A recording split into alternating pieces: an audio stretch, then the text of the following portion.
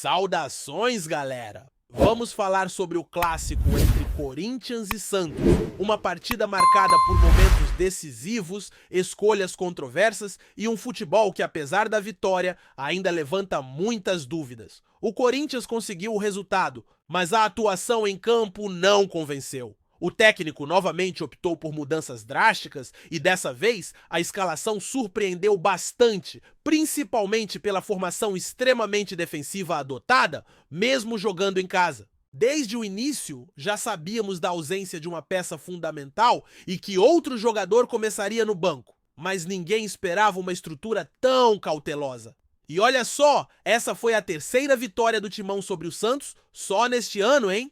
2 vezes por 2-1 no Campeonato Paulista e agora mais uma vez por 1-0 no Brasileirão. E sempre com aquele atacante decisivo sendo protagonista. O tabu se estende e o Santos continua numa fase complicada com dificuldades para transformar chances em gols. Em certos momentos até conseguem criar, mas falta precisão e talvez um pouco de sorte. O primeiro tempo mostrou um Corinthians apagado, quase irreconhecível. A postura do time e as escolhas do treinador incomodaram. O Santos teve as melhores oportunidades e até dominou em certos trechos. Teve um lance absurdo em que o atacante santista perdeu um gol feito cara a cara com o goleiro mandando para fora. Teve mais uma chegada perigosa do lado esquerdo e uma cobrança de falta que exigiu uma defesa espetacular. O Timão parecia perdido em campo. Na volta do intervalo as coisas mudaram. O técnico apostou em mais uma alteração de esquema e, por incrível que pareça, dessa vez funcionou melhor. Um jogador que não era esperado na função acabou formando uma linha de 3 zagueiros e isso deu um pouco mais de estabilidade. O problema é que a movimentação continuava lenta, os passes errados se acumulavam e a falta de entrosamento era evidente. Fica difícil entender como se pode cobrar um bom desempenho com tantas mudanças e sem tempo de treino. O treinador, em entrevista, tentou explicar que tudo muda durante o jogo, mas claramente os jogadores não absorveram essa ideia. Aí vem um dos poucos pontos altos, um atleta em especial começou a se destacar buscando o jogo, movimentando-se bem e aparecendo mais na área. No gol, uma jogada bem construída pelo lado direito terminou com ele finalizando.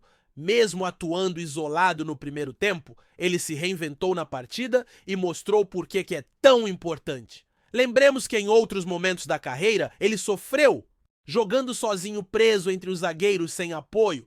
Dessa vez, com mais aproximação de companheiros, conseguiu fazer o time render ofensivamente. Teve uma jogada em especial que merece aplausos, o passe vindo da direita numa bola curva perfeita. Encontrou ele que avançou, deu uma cavadinha por cima do goleiro e quase marcou mais um.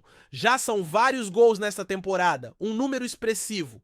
E ele se consolida como o maior artilheiro do estádio e do clube no século. Mas nem tudo foram flores. Teve um gol anulado que levantou muita discussão. O árbitro inicialmente validou, mas depois, com a ajuda do vídeo, viu um contato que na hora ninguém percebeu. É frustrante ver decisões sendo tomadas com base em lances tão sutis, especialmente quando o toque é mínimo e não interfere de forma clara. No fim das contas, o placar foi magro, mas suficiente, 1-0. A defesa segurou bem e o Corinthians não sofreu gols novamente. A formação com 3 zagueiros funcionou até certo ponto, principalmente com destaque para um defensor que, atuando mais pela direita, teve bom desempenho. Pode ser inclusive uma opção para virar lateral, caso o treinador deseje adaptá-lo nessa função. Afinal, o clube tem carência de jogadores pelas pontas, especialmente aqueles que conseguem quebrar linhas. Um dos poucos que faz isso não vive boa fase. Então o treinador tenta recuperá-lo, talvez até insistindo numa função que não é a ideal no momento. É claro que há riscos. O jogador que atuava melhor centralizado onde vinha sendo decisivo, agora está sendo deslocado para o lado. Mesmo que já tenha jogado assim antes, isso soa como uma reinvenção arriscada.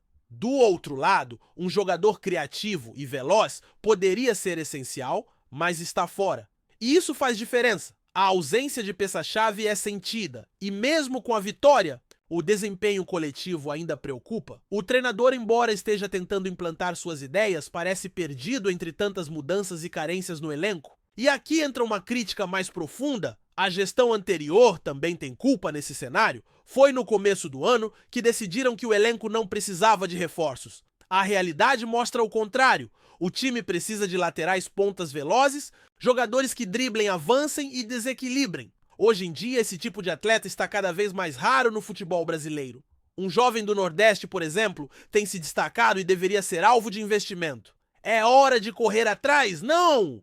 Dá mais para errar. A torcida sente isso. A falta de intensidade no primeiro tempo, a dependência de lampejos individuais, a ausência de um meio de campo mais criativo, tudo isso pesa. Mas na segunda etapa, pelo menos houve uma melhora de atitude. O time foi mais equilibrado, buscou o gol com mais convicção e saiu com os 3 pontos, o que é sempre importante jogando em casa. Isso deu uma respirada na tabela e afasta, pelo menos por enquanto, o fantasma do rebaixamento que rondou o clube na temporada passada. A sequência de jogos será puxada. Vem Copa do Brasil Sul-Americana e duelo contra o Galo. Vai ser necessário rodar o elenco, mas que isso seja feito com mais critério.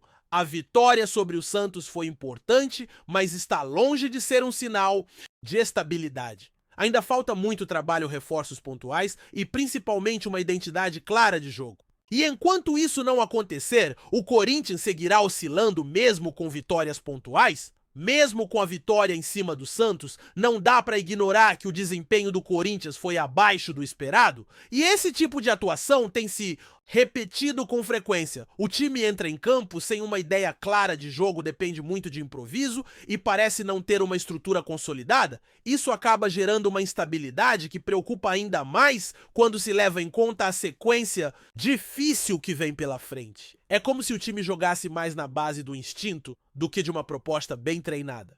Quando o treinador muda a formação toda hora, tenta encaixar peças que não se complementam e insiste em alternativas que já demonstraram não funcionar, o resultado tende a ser esse futebol morno, sem criatividade e com pouca profundidade. A questão das substituições também chama a atenção. Em vários momentos, a impressão é de que o treinador demora para reagir ao que está acontecendo no jogo. Ou então mexe só por mexer sem um plano claro por trás, e isso acaba deixando os jogadores confusos em campo. A linha de 3 zagueiros, por exemplo, que funcionou defensivamente contra o Santos, não necessariamente vai servir em todos os jogos. Contra equipes mais rápidas que pressionam mais alto essa formação, pode acabar virando um problema. Mas parece que as mudanças não seguem uma lógica baseada no adversário ou nas características do elenco. É como se fosse tudo no improviso, e isso cobra um preço. Além disso, a situação física de alguns jogadores é um ponto que precisa ser melhor avaliado. Alguns atletas claramente não estão no ritmo ideal e mesmo assim são utilizados em funções que exigem explosão, velocidade e intensidade. Aí fica difícil exigir um bom desempenho. Tem jogador que não consegue fazer a recomposição, não tem fôlego para pressionar a saída de bola e perde o duelo físico com facilidade. E o pior é que muitas vezes esses mesmos jogadores são mantidos em campo até o fim. Enquanto isso, peças que poderiam contribuir de forma mais efetiva ficam no banco sem entender o motivo de não serem aproveitadas. Outro ponto que chama a atenção é o comportamento da equipe quando está sem a bola. A marcação por zona tem falhado com frequência, principalmente quando o adversário circula rápido e muda de lado com velocidade. A cobertura dos laterais também tem deixado a desejar. Contra o Santos, isso ficou nítido no primeiro tempo. O adversário explorou bastante os lados e só não abriu o placar por pura incompetência nas finalizações. Teve jogada em que o atacante santista apareceu livre na área e ninguém acompanhou. Se fosse um time mais eficiente, o Corinthians teria saído atrás no placar com facilidade. E aí a história da partida poderia ter sido outra. No setor de criação, a falta de um meio armador de ofício segue como uma das grandes deficiências do time. O meio-campo fica engessado sem ideias, girando a bola de um lado para o outro sem objetividade. Quando algum jogador tenta algo diferente, geralmente está isolado, sem opção de passe e acaba perdendo a bola. É frustrante assistir a um time grande como o Corinthians sem conseguir propor jogo, especialmente atuando dentro de casa. Parece que a missão de criar depende exclusivamente de lampejos individuais, o que não é sustentável ao longo da temporada. E quando se pensa em reposição, o cenário é ainda mais preocupante. O elenco é curto, com jogadores que não conseguem manter um nível mínimo de regularidade. As opções no banco não passam confiança e muitas vezes, quando são acionadas, o rendimento do time despenca. Isso se deve muito à má montagem do elenco que já vem de gestões anteriores e que não foi corrigida até agora. Não adianta colocar a culpa só no técnico atual, ele tem responsabilidade, claro, mas está tentando consertar um problema estrutural com pouquíssimos recursos. A verdade é que o Corinthians precisa de reforços urgentes. E não é para encher o elenco com jogadores medianos. O time precisa de atletas com perfil específico, pontas rápidos, volantes que saibam quebrar linhas, com passe vertical, um lateral direito de verdade e, se possível, um meia criativo. Sem isso fica difícil sonhar com algo maior na temporada. A Sul-Americana, por exemplo, pode ser uma oportunidade de título, mas com esse futebol apresentado vai ser complicado avançar diante de adversários mais organizados. E não é só uma questão de qualidade técnica, é também sobre postura. O torcedor quer ver entrega, vontade e raça. No segundo tempo contra o Santos, houve uma melhora nesse aspecto, mas ainda é pouco. O time precisa mostrar mais disposição desde o primeiro minuto. Não dá para entrar em campo esperando o adversário atacar para depois reagir. É preciso ter iniciativa, buscar o jogo, mostrar que está ali para vencer. Só assim o time vai voltar a ser respeitado, principalmente dentro da sua casa. O momento ainda é instável, mas não é irreversível. Existe potencial no elenco, mesmo que limitado. Com um pouco mais de tempo, organização e reforços pontuais, dá para melhorar. Mas precisa parar de improvisar, de trocar esquema a cada rodada, de queimar jogadores em funções que não rendem. O trabalho precisa de uma linha clara, de uma base sólida. Senão, por mais que venham vitórias como essa contra o Santos, elas serão sempre acompanhadas de críticas e desconfiança. O clássico revelou muito mais do que o placar mostra. Foi um espelho do que o Corinthians é hoje, um time que tenta se encontrar, que tem lampejos de bom futebol, mas que ainda está longe de ser confiável. A vitória veio, é verdade, mas os problemas seguem escancarados. O desafio agora é aproveitar essa pausa que se aproxima, recuperar jogadores importantes, ajustar o sistema e principalmente reforçar as áreas mais carentes, porque com essa sequência de jogos decisivos no calendário, qualquer erro pode custar caro. E fica o alerta ao torcedor. Está cansado de ver um time que vence sem convencer. Quer mais do que 3 pontos. Quer um time que jogue bem, que tenha cara, que tenha alma. A vitória é importante, claro, mas precisa vir acompanhada de evolução.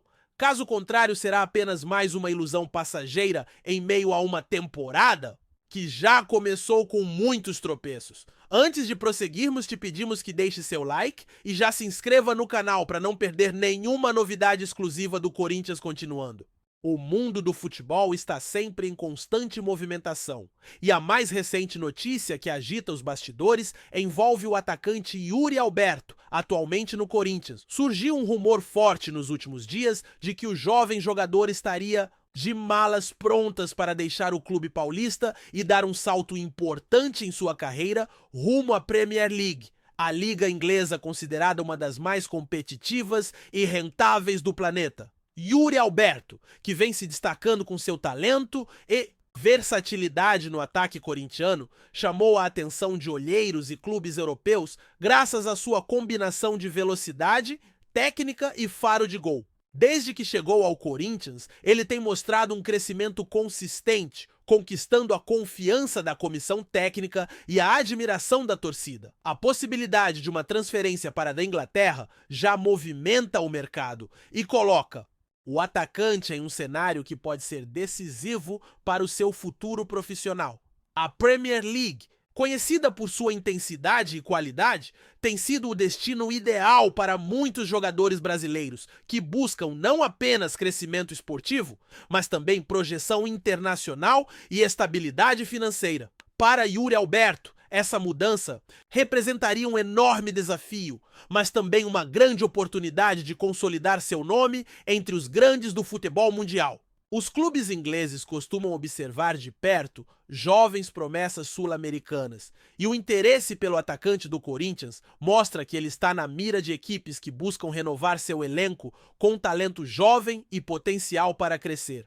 Apesar do rumor, ainda não há confirmação oficial de nenhuma das partes, e o Corinthians, clube que detém os direitos do jogador, permanece cauteloso diante das negociações. No entanto, fontes próximas ao atleta indicam que as conversas estão adiantadas e que a vontade de Yuri Alberto em abraçar esse novo desafio é grande. O clube paulista, por sua vez, entende que perder um jogador em ascensão pode ser um golpe, mas também sabe que transferências para o futebol europeu fazem parte da rotina e são fundamentais para o fortalecimento das finanças e a abertura de portas para futuras negociações. Para a torcida do Corinthians, a possível saída de Yuri Alberto gera sentimentos mistos.